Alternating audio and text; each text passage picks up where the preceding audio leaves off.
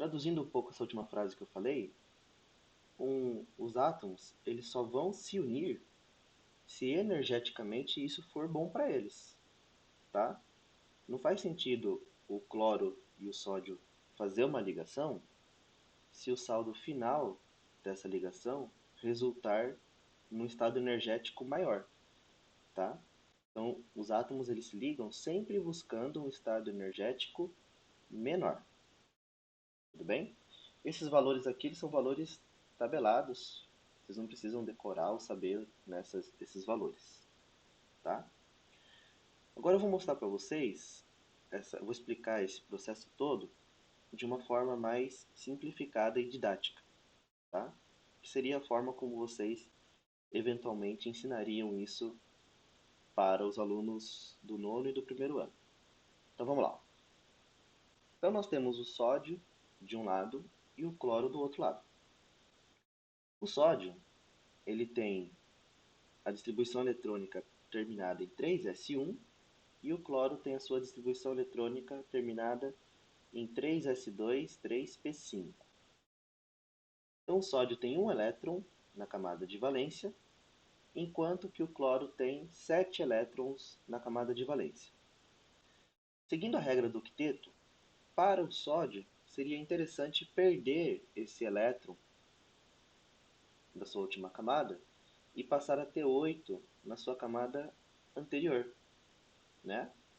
Enquanto que para o cloro é interessante ganhar um elétron nesta última camada e passar desta forma também a ter 8 elétrons. O sódio com 8 elétrons e o cloro com 8 elétrons se assemelham a átomos de gases nobres. No caso do sódio, ele vai se assemelhar ao neônio, que é o elemento de número 10, né? Seu número atômico é 10. E o cloro vai se assemelhar ao argônio, que é o elemento de número 18. Então, os átomos eles buscam ter configurações eletrônicas semelhantes à configuração eletrônica de gases nobres. Fazendo a representação de Lewis para esses dois átomos, nós temos o sódio com seu elétron de camada de valência solitário e o cloro com seus 7 elétrons da camada de valência. Então o sódio transfere, né, o seu elétron para o cloro. Nesse momento, o sódio se transforma em um cátion e o cloro se transforma em um ânion. Como o sódio é positivo, o cloro é negativo, existe uma interação eletrostática entre esses dois íons formados, né? Positivo atrai negativo.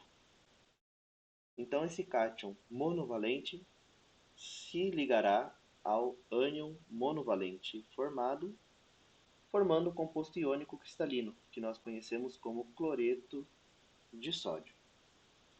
Então, levando-se em consideração a teoria de Lewis, da regra do octeto, essa é a história da ligação entre o sódio e o cloro. Tá?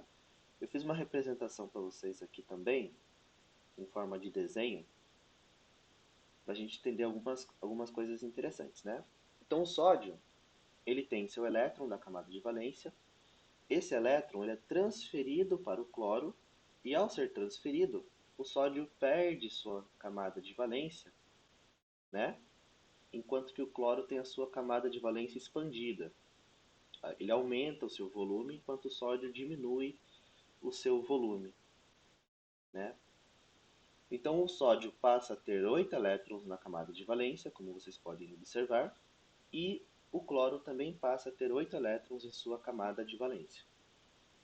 Como um está positivo e o outro está negativo, eles se juntam e formam um retículo cristalino, tá? Que a gente conhece por sal de cozinha.